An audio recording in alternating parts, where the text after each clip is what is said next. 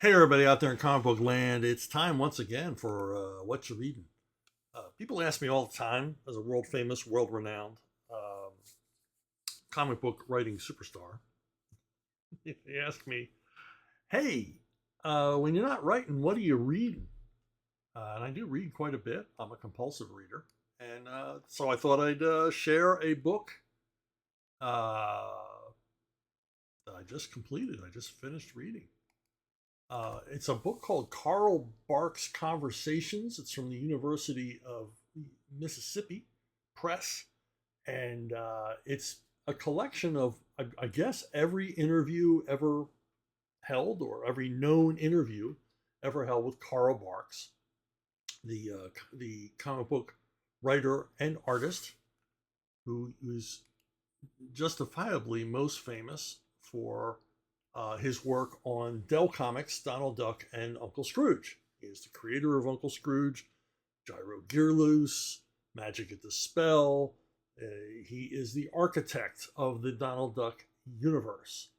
And in addition to that, he invented comic book writing. He showed us all how to write a comic book.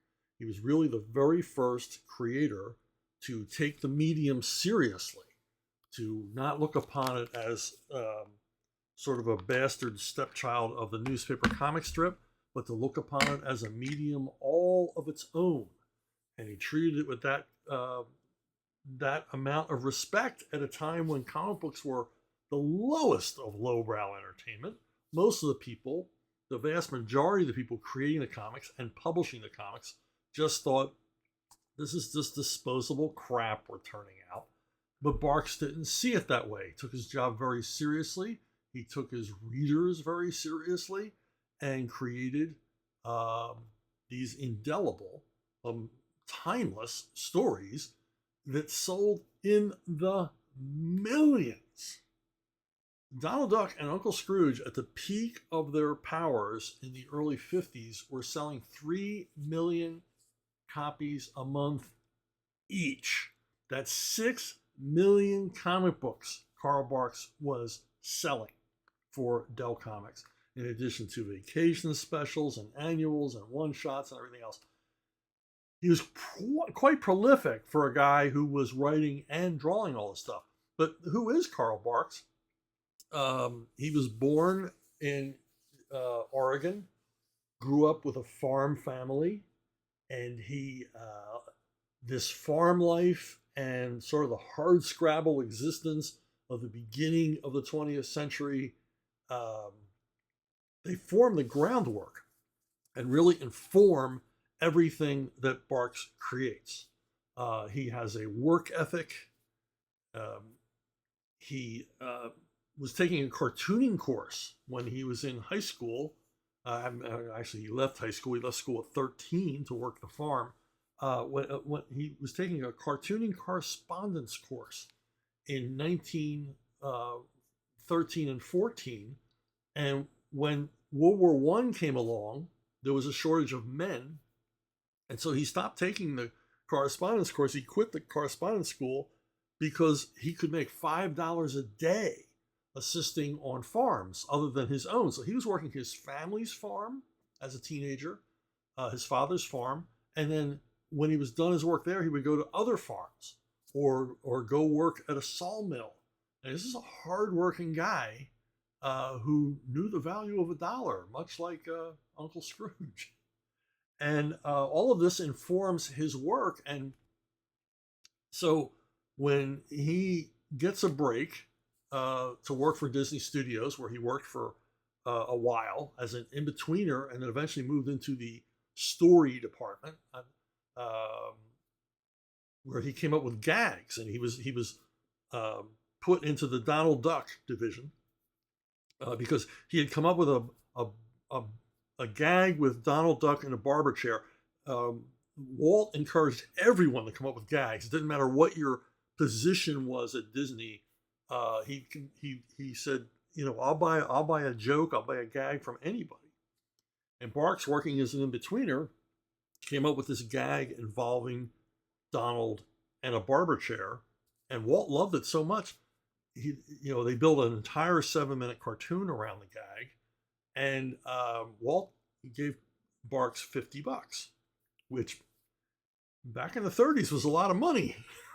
So um, Disney realized that Barks was an idea man, gag man, moved him into the gag department, story department, where he worked for a number of years creating Donald Duck cartoons.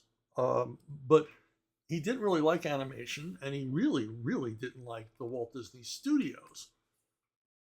They were causing the air conditioning there. He felt was causing him to have a sinus condition, so he quit Disney, moved to the desert in California, in San Jacinto, and his allergies clear up, his sinuses clear up, but what's he going to do for a living? He buys some chickens. And he's going to have a chicken ranch, and that's how this guy would have been perfectly happy spending the rest of his life raising chickens, selling eggs, selling chickens, and but he hears from Disney again that Western Publishing is going to begin publishing comic books under their Dell label, featuring Walt Disney characters. Western was going to pay the money for the Disney license, and they needed stories. They needed artists. So Barks tries out. He draws a few stories written by other people, but he takes the stories, sort of makes them his own, makes changes, all the rest of it. And the rest is history. He gets hired on to be the permanent guy working on Donald Duck comics. Now he does other things. He does some Barney Bear comics for Dell. He does some Looney Tunes, but as he confesses, he couldn't draw Bugs Bunny to save his life. He just never understood how to draw bugs. So they stick him with ducks, and he's fine with that. And he writes and draws, hundreds of Donald Duck and Uncle Scrooge stories for the next few decades. And he talks a lot in the book about his work, his day-to-day work. And he basically works solitary. His second wife would draw panel borders and fill in blacks for him. His third wife was actually an accomplished letterer. And so she would do all of that stuff, panel borders, fill in blacks, and do the lettering. And Barks basically just lived a solitary life. He never traveled anywhere until he was much older. He went on a world tour. He went on a European tour because he was celebrated. Because Barks didn't get to sign his work and everything was attributed to Walt Disney, it took fans of the work to recognize, hey, there are good duck stories and okay duck stories. And the good duck stories all have this one tell in common. It's the little bit of whiteout that Barks would use to make a slice in the pupils of his character's eyes, so you could tell which way they were looking. And this became, basically unwittingly his way of signing his work. And so he began to, these fans worked as detectives and they sought him out. And eventually his name got known throughout fandom. And so we got to know who Carl Barks was, what his contribution was. And through these interviews, we learned more and more about him. As a comic book writer, I was fascinated because he shared a lot of opinions with me, largely about how he looked upon the audience for these books. He didn't say as much, but he was writing these for the same imaginary reader I write a lot of my comic book stories for, a precocious 10-year-old. And he thought kids were smart. Kids didn't want to be pandered to. He never wrote down to them. And so he constructed just these amazing stories. If you've never read Barks, you really should.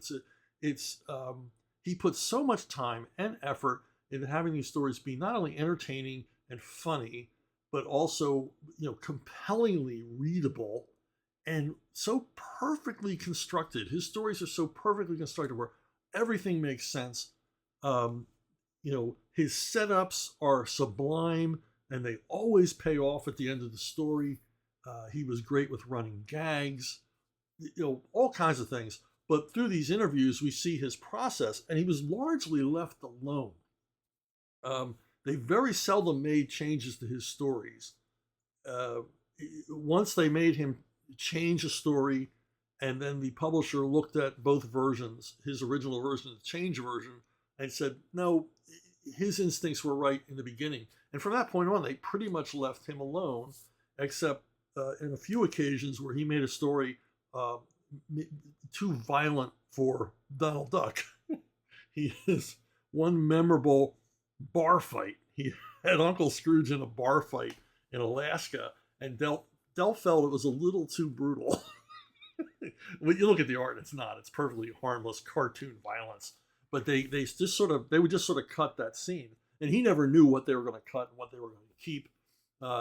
He learned after a while to draw extra panels that could be deleted without affecting the story pacing, things like this. All of the mechanics, all of these things that he had to think about, and he's really thinking about these things for the first time, taking this medium seriously. He's the first guy to really take this medium seriously. And remember, he's an adult at this time. Young punks like Jack Kirby and Joe Simon and guys like that were going to show up later, but they were young kids with a dream. They had adolescent passion on their side. This is a grown man, a working cartooning professional, and he's really putting more effort into these comics than his employers are asking him to. In fact, he addresses something that, and he uses a word that I often use describing comic book editors. He said there was an indifference to the comics by the people creating them, that they didn't seem to love comics or like comics or respect comics, and they were largely indifferent to all of it. They didn't care about the audience. They didn't seem to care about the sales. They couldn't look upon these things and say, we are selling millions and millions and millions of comic books. Maybe we ought to think about this, about how to maintain this readership. He said they never gave that a thought for 1 second. And he very rarely ever brought these things up. He was not a big advocate for his own work. Very, very humble man who held no resentment that he was selling millions and millions of copies, but was making about $50 a page for everything, story, art, everything. He's delivering the complete stories for $50 a page, and he does this for decades. Never gets a raise. Royalties are never even thought of. There's no incentives. There's no bonuses. They don't even send him comp copies. He has to go to the store and buy his own comics. So this indifference, and the only time he apparently he spoke up was he did a story in which Donald and his nephews are involved with a forest fire. It's a terrific story. It's suspenseful and everything else, and it shows how to survive a forest fire, the dangers of a forest fire, the threat to the wildlife, the threat to the environment, and more specifically the threat to Donald and his nephews, and what they do to survive. And he said to Dell, he says, you should do something with this story because I feel it's important, and I feel it should get wider distribution. If you could work with like the United States Forestry Service or something like that, they'd probably love to print, millions of these and give them away in schools and things like that. And he said, but Dell wasn't at all interested. And this is something in my career I've run into over and over and over again. I've done entire videos about how many times DC, particularly DC and Marvel, have missed golden opportunities to promote their publications. It wouldn't have cost them a dime, but they just didn't seem to care. And Barks expresses these opinions. So for me, as a comic creator, this stuff was terrific to read. Yeah, he was a bit of a pill. He was a bit of a prickly pear. You didn't want to get on his bad side. But he was a different kind of guy, and from a different kind of era. And like I said, his hard scrabble, I hate that term, but his hard scrabble, his tough upbringing, which back then everybody's upbringing was tough. Unless you came from money, you had to work your ass off. That's just the way the world was. And all of that, to see how all of that goes into the creation of these characters and their own ethics and his own personality and beliefs expressed through these characters.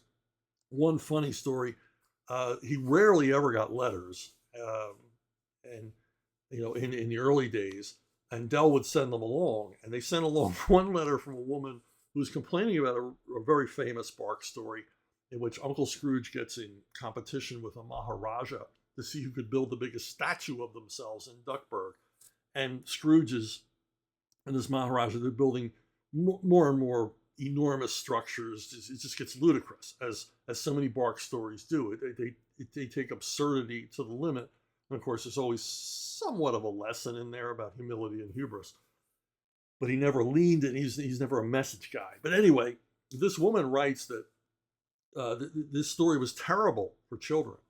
And she didn't find it funny at all, because wouldn't it be better if these two, with all of their millions and millions of dollars, if they had used that money more constructively to build hospitals and schools and things like that? And Barks actually wrote back to her and said that she was looking at this all the wrong way, because Scrooge and the Maharaja were employing armies of contractors and concrete men and artisans and sculptors to create these statues, that they're spending money to grow the economy of Duckburg was of far more benefit than simply building a hospital or school. That probably their efforts resulted in more schools and more hospitals being built, because the tax base of Duckburg would grow. And it's like, boy, this is my kind of guy. But to take that time and to put that much thought into what his employers and many of his fellow creators saw as just, junk entertainment. My hat's off to you, Brother Barks. And he also has an insight into Walt Disney. Because he worked in the story department, the gag department, he had access to Walt Disney. He saw Walt Disney quite a bit. Walt would come to the story department. As Barks says, he would always announce that he was coming, because he didn't want them always thinking he was going to drop in by surprise, because they were all afraid of Walt, not because Walt was not a nice guy, but because Walt was their employer. And Walt was like the cock of the walk in animation in those days. This was the place you wanted to work, and you wanted to stay there, and you wanted to please Walt. And I don't think Walt was looking for people to please him, but he would come into the story department and make suggestions and ask them what was going on. And Bark said that his suggestions for gags and changes in stories were always good, always well thought out. And if there was some disagreement from the story guys and animators, they would make their case. And, a lot of times Walt would go, okay, well, you're right. Maybe your instincts are better here than mine. And Walt would give in. He wasn't a guy who just wanted yes men around him. But the coolest thing he said about Walt is that Walt had ambition to create quality work. It was never about the money. And Barks makes this point a number of times in the book, that Walt went bankrupt a bunch of times in order to create something of quality. That he took risks. He stuck his neck out. It was all about, creative choices to him. That Walt Disney Productions was going to be a powerhouse in entertainment through quality, the quality of their output. And if they had to risk money, even lose money, Walt was willing to do that. And Walt did go bankrupt a number of times. Walt Disney Productions they did not go from success to success. There was a lot of failure and starting over and everything else in the business. And Barks says that Walt was one of these guys. He was a creative guy who had the gumption and the gall and the drive to see his ideas come to fruition. And he said, most of us creators, and I'm going to include myself and every other creator, come up with these wacky ideas, but are we going to keep pushing them? Are we going to do the work needed to bring our wacky ideas to life? Or are we just at some point go, yeah, maybe this idea is just too nuts. Maybe I'm crazy, and maybe nobody wants this, and you just sort of give it up, and you feel okay with doing that because you think, well, maybe it wasn't going to succeed. And Walt did not have that gene in his body, apparently, according to Barks. He'd come up with the craziest ideas, and everybody would go, that's nuts, that'll never work, and everything else. And then Walt would go, no, this is how it will work. And he would fight his own staff, many times fight his own brother, because his brother was the bookkeeper, accountant for the company. It was always horrified, the amount of money Walt was spending on things and the amount of effort he put into things. But Walt would see this vision and just work his tail off and work everybody else's tail off in that direction to produce that work. Because you can have all the nutty ideas in the world, and we all have crazy nutty ideas, but to put in the sweat equity to make those things happen is what separates us from guys like Walt Disney or Jack Kirby, is another example of a personality like that. So there you have it. There you have it. The life of Carl Barks. If you're interested at all, even if you're not interested in Carl Barks, if you're interested in all in the comics medium, the history of the medium, where it comes from, where it might be going, I suggest you read this book. I thought I knew a lot about Barks, but I learned a lot more through this. I feel like I spent time with the guy because, it was one interview after another, and they grow more and more candid as he gets older. As I get older, I become more and more candid. So anyway, that's what I've been reading. Thanks for watching. Thanks for listening. And I'll see you all down the road.